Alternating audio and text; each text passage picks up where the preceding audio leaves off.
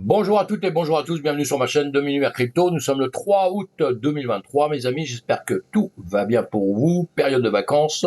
J'ai pas fait de vidéo pendant quelques jours, faut pas m'en vouloir, mais je pensais les faire, j'ai voyagé, j'ai bougé, je vais rebouger encore, et je pensais sincèrement que je pourrais me connecter, enfin, etc. Et ça a été compliqué, mauvaise connexion, donc j'ai abandonné, et ça m'a permis aussi de me ressourcer un peu, de passer à autre chose, changer, se vider un peu la tête, comme on doit tous faire, à vous aussi, mes amis. Hein. Et quand on n'est pas en vacances, on le fait le dimanche, le jour de repos qu'on a dans la semaine. On se vide un peu l'esprit, on pense à autre chose, et comme ça nous rebooste, hein, on recharge nos batteries. Hein, évidemment, on n'est pas encore des robots, même si on a une intelligence artificielle qui arrive extraordinaire, mais avec simplement notre intelligence, on doit faire ça, on doit reprendre des forces, hein, et c'est ce que je suis en train de faire en ce moment pour rattaquer nettement mieux. Et j'ai commencé par changer le logo déjà. J'ai commencé par changer mon logo, et mon logo en premier, je mets trading en haut, hein, puisque c'est mon cheval de bataille un petit peu, quelque chose que je fais depuis des années, que je connais très très bien sur les marchés traditionnels et sur la crypto-monnaie. Donc voilà, je mets ça un petit peu en avant, mais on n'oublie pas que c'est Domi Univers Crypto. Et pourquoi Univers Crypto? Domi, vous avez compris, c'est mon prénom, mais Dominique, mais Univers Crypto, parce que ce que j'aime, c'est l'univers de la crypto-monnaie, mes amis, tout ce qui se passe dans le Web3, tout ce qui se passe qui est lié à la crypto-monnaie d'une manière ou d'une autre, de près ou de loin, les blockchains, et donc tout ça, cet univers. Et donc on va continuer dans le même sens, je vais continuer à vous faire des news, parce que les fondamentaux, c'est très très important pour moi. Donc moi, ça me permet en plus de, quand je prépare ces news, c'est de les lire, donc j'en lis beaucoup, beaucoup, beaucoup. Il y en a que je publie même pas parce qu'on a des vidéos trop courtes, mais je vous mets le principal pour être informé. Si vous n'avez pas le temps, vous avez juste à écouter, même pas besoin de voir la vidéo, vous écoutez, vous êtes un peu informé de tout, et ça permet d'avancer dans notre écosystème. C'est hyper important, vous savez, hein, les fondamentaux, c'est très très important. Donc voilà le pourquoi du comment de ce nom que je ne vais pas changer, mais en revanche, on va parler plus de trading. Je vais commencer à faire dès septembre, mettre en place des cours de trading, mais beaucoup de choses gratuites. Donc simplement avec les choses gratuites, vous pouvez déjà bien avancer, et vous pourrez dans quelques temps, si vous me suivez tout le temps, vous pourrez trader voilà, sans trop de risques. Je dis bien sans trop de risques, puisque la finance, c'est quelque chose de très risqué. Je ne suis pas un conseiller en investissement, attention, hein, je vous dis ce que j'ai appris depuis très très longtemps. J'essaie de faire partager tout ça, et vous devez évidemment faire vos recherches sur tout. Hein. La loi nous oblige à dire ce genre de choses, et c'est comme ça. Vous devez être maître de votre situation, maître de ce que vous faites. Mais pour ça, il faut apprendre.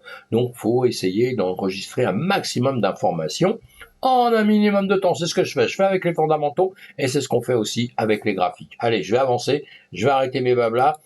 Pensez, on va parler de tout, hein, donc hein, dans les fondamentaux, on parle de politique des entreprises, on suit les entreprises pour voir un peu comment elles peuvent grandir, c'est comme ça que ça existe, hein. On suit tout ça, et on voit où est-ce qu'on peut mettre nos billes, les retirer à temps, quand on est au courant, ça nous évite de faire énormément de bêtises, mes amis. C'est quelque chose pour moi qui est indispensable dans la finance, dans le marché traditionnel, c'est comme ça que ça fonctionne depuis très très longtemps, et c'est comme ça qu'il faut faire, et dans la crypto-monnaie, c'est exactement la même chose. On rentre pas simplement sur un actif parce qu'il a performé de 10%, 20%, 30%. Non, non, puisqu'il performe à un moment donné, il repère à un autre moment. On le sait, hein, tout le monde l'a compris maintenant. Hein, le BTC, il est en train d'exploser, et maintenant, tout le monde a perdu, une grosse partie ont perdu 50, 60, 70%.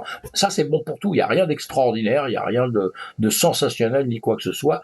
La finance, c'est comme ça. Il faut être prudent, et il faut apprendre pour bien avancer. Voilà. Allez, sinon, un petit coup de pub, hein, un petit coup de pub gratuit pour moi. Abonnez-vous à ma chaîne si vous ne l'avez pas fait. Si vous l'avez fait, mille merci. Mais surtout, cliquez sur le pouce, et surtout, envoyez un commentaire, même si c'est simplement un petit bonjour. Même vous me donnez simplement un petit bonjour, ça me fait avancer dans l'écosystème. Vous savez qu'on a besoin d'avancer. Quand on avance, nos vidéos sont visibles. Sinon, on fait tout un travail pour rien, qui peut être décourageant aussi, parce que nos vidéos sont pas visibles. C'est pour ça qu'il y a des gens qui ont beaucoup de personnes, et d'autres moins. C'est la visibilité qu'on arrive à avoir sur Internet. Et cette visibilité, souvent, c'est grâce à vous, mes amis. On n'oublie pas ça. Hein. C'est pour ça qu'on vous remercie, et que je vous remercie évidemment, que c'est grâce à vous que j'avance gentiment, suivant le travail que je fais. Évidemment, si vous n'avez pas mon travail, c'est autre chose. Allez, on avance. On a perdu assez de temps avec mes blabla. Guerre en Ukraine, ça aussi, ça me sensibilise. Évidemment, la guerre en Ukraine, ça me sensibilise. Pourquoi? Parce que des morts et des morts, on s'en fout. Ukraine, Russie, etc. Je les connais pas, j'ai jamais été là-bas. Enfin, si en Russie, je suis déjà passé en Russie, mais en Ukraine, non, jamais. J'ai une tendre pensée en tout cas pour tous ces gens qui meurent, parce que voilà, les familles vont souffrir pendant des décennies derrière. Ceux qui sont partis, malheureusement, eux, ils souffriront plus. Mais voilà, moi, ça me touche énormément. Hein. J'aimerais bien que tout ça, mis à part le business, mis à part la finance, parce que ça joue sur la finance, mais mis à part tout ça, j'aimerais que ça s'arrête. Allez, vous rentrez dans le marché de la crypto, vous vous intéressez automatiquement au marché traditionnel, mais le marché traditionnel est très très compliqué. Pourquoi? Parce qu'il donne la tendance quand même. Faut jamais oublier, tout l'argent vient du marché traditionnel. Faut jamais oublier ça. Et donc c'est très important pour nous. Et malheureusement, il y a beaucoup de choses à suivre. On est complètement perdu. Donc encore une fois, je répète, vous allez voir sur le calendrier économique, vous allez voir tout ce qui est en haute importance et vous vous occupez au démarrage, vous occupez que des États-Unis, que de la tech aux États-Unis, donc Nasdaq, et vous occupez de S&P 500, 500 plus grandes entreprises qui vous donnent la tendance quand même un petit peu, savoir si les gens sont contents, pas contents, c'est très important tout ça. Et voilà, donc on étudie tout ça tranquillement et on voit sur des graphiques un petit peu les graphiques, vous voyez, ça vous dit, là on était BTC, on était à 70 000, là ce qu'on descend on est à 30 000, vous voyez, on voit bien les graphiques, c'est bien visible, le blabla des annonces c'est très important, mais les graphiques ça vous situe la chose, donc pour moi, c'est primordial. Après, il y a des manières très complexes de voir ça, comme moi je les vois, comme d'autres le voient, des traders et tout. Mais on peut aussi voir ça d'une manière simplifiée. C'est-à-dire que moi, mon travail, c'est de vous simplifier tout ça, vous simplifier les bougies, vous simplifier les zones de liquidation. C'est ce qu'on fait à longueur de temps. Et simplement, avec comment on appelle ça, des graphiques comme ça, vous pouvez faire tout votre travail normalement, sans vous prendre la tête, sans quelque chose de très compliqué, mes amis. Voilà ce que je voulais vous faire voir. Voilà, en gros, c'est ce qu'on étudie à longueur de temps. C'est une des manières de faire beaucoup de choses à voir et qui vous rendront rentable sur le marché. Allez, j'avance un peu dans les news. Je vous ai mis ça KPMG. On n'a pas encore commencé les news, mais ça c'est simplement un article qui a été fait sur Bitcoin. C'est KPMG, donc toujours très important. Des bons articles, des bonnes recherches, des bonnes études, etc. Et là, ils ont travaillé sur le Bitcoin, sur l'énergie du Bitcoin, sur la dépense énergétique du Bitcoin.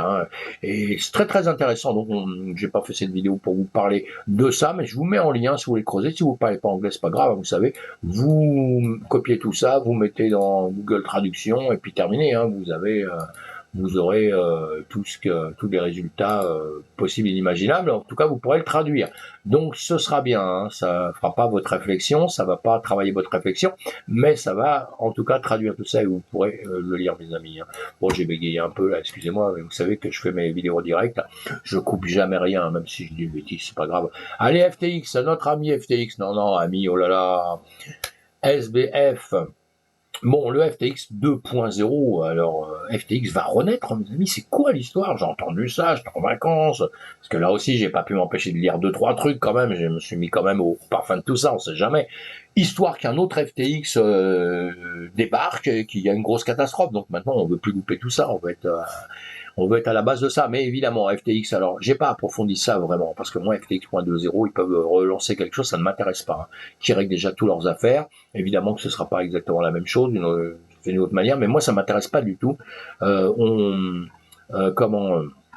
Ça m'intéresse pas, quoi. Bon, c'est tout, je veux pas en parler plus que ça. Trop mauvais souvenirs. Beaucoup de gens, moi j'ai pas perdu de l'argent sur FTX, mais beaucoup de gens ont perdu de l'argent qu'ils retrouveront jamais de leur vie.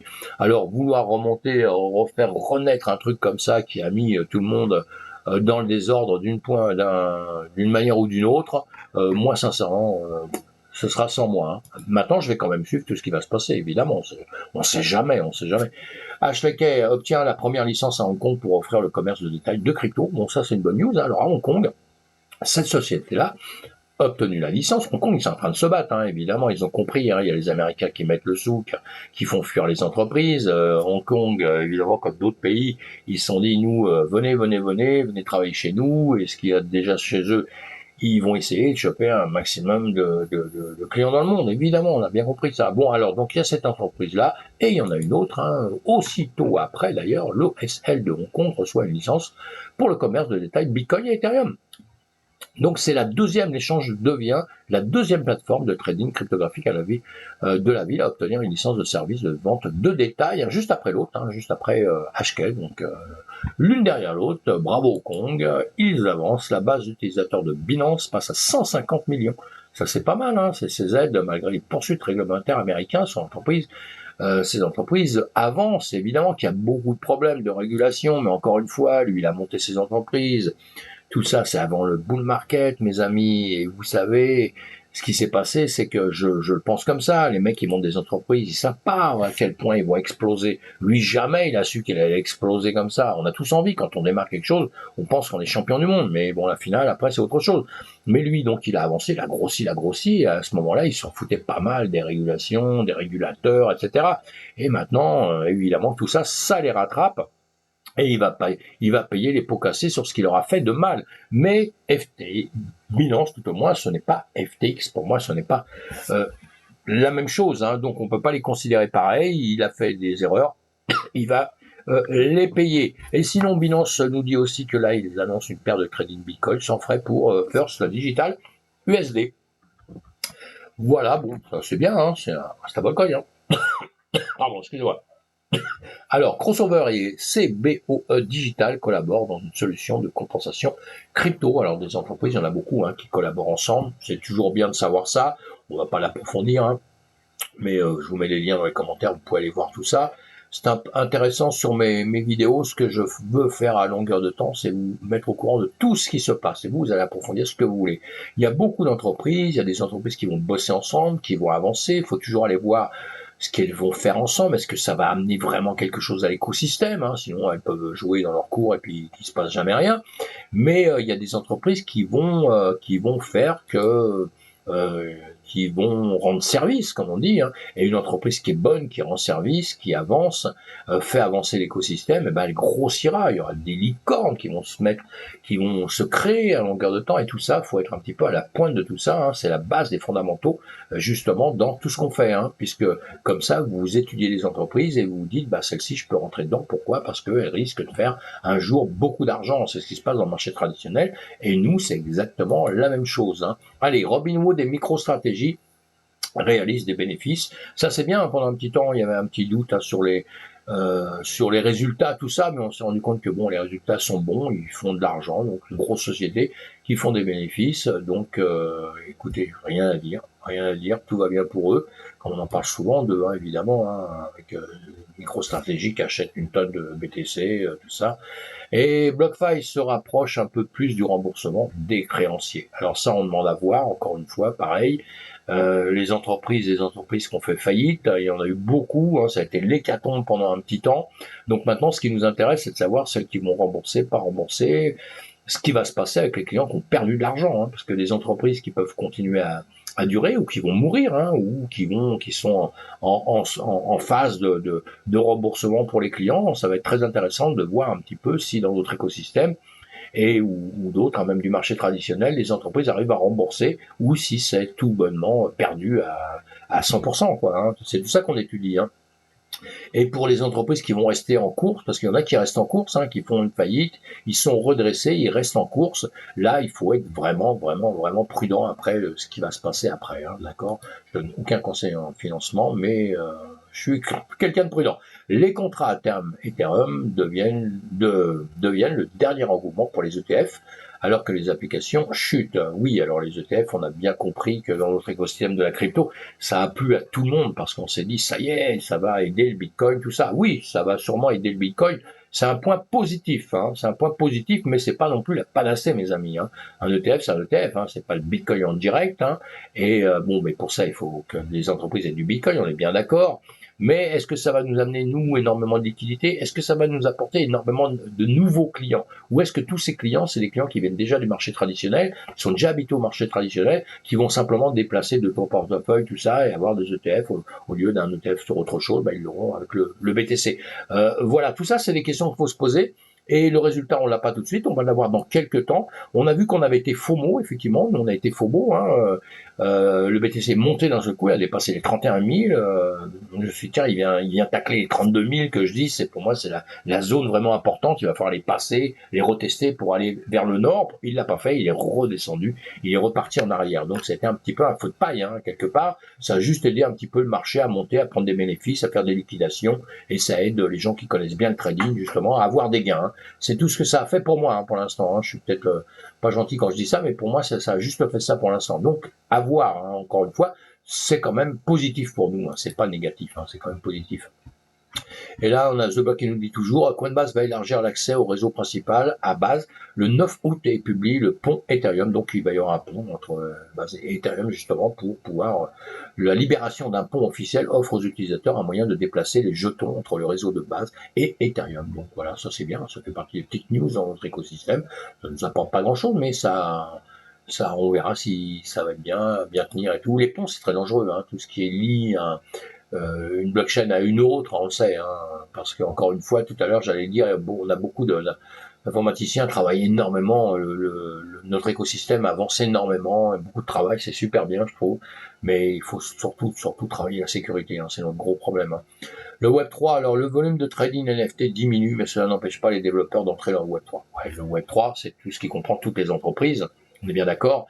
Donc tous les développeurs qui sont là-dessus, développeurs d'entreprises, etc., évidemment qu'ils avancent, ils avancent tous. Même si on vient d'un bear market, on a perdu pas mal d'argent pour beaucoup de gens, mais bon, ça c'est la loi des marchés et du trading et des marchés, des entreprises, mais c'est pas la fin du monde, quoi. C'est pas la fin du monde. Donc actuellement, il y a beaucoup de gens qui croient à tout ce système et qui sont en train de travailler sur les entreprises à différents niveaux, de différentes manières. Voilà. Mais le système n'arrête pas. Encore une fois, vous allez lire toutes ces news si ça vous intéresse. Le dernier jeu de Yuga Labs surpasse Dock Dash, déclare le chef du jeu. Voilà. Le chef des jeux de Yuga Labs a déclaré que le nouveau jeu, Forge, avait doublé le taux de rétention du titre précédent de la société. Donc ça c'est pareil, on est très très content pour eux. Il y a un deuxième jeu, Bored App et Animoca, Brands, se croisent avec un jeu de combat crypto. Ça c'est pareil, c'est une avancée chez eux. C'est bien pour tous ceux qui sont des joueurs, le lancement d'un jeu appelé Wake League. Un autre exemple de grande société de blockchain essayant de percer auprès des consommateurs grâce au jeu, une société de jeux, Animoca Brands, espère attirer l'attention des jeux avec un nouveau jeu vidéo Web3 incorporant la propriété intellectuelle populaire de Yuga Labs comme Bored App Club. Bon, ça c'est pour les jeux, si ça vous intéresse, vous allez voir, je ne fais pas de publicité pour eux du tout. C'est pour ça que je les survole, je ne vous vends rien mes amis. L'APE Coin, l'APE du Bored App Club atteint son plus bas niveau historique. La déroute pour le PAYC. Le fleuron des tokens non fongibles a du mal à se maintenir à flot ces derniers mois. Et oui, la collection affiche des prix planchers en berne et cela s'accompagne d'une chute marquée de l'APE évidemment qui a atteint un plus bas historique. Que se passe-t-il chez les singes du Yacht Club? Voilà, pour ceux qui sont des passionnés de ces petits singes, allez lire tout ça. Cette chute s'inscrit dans un creux général pour le marché des NFT. Voilà, tout est dit là dans mes amis. Dans les collections ont vu leur floor price chuter.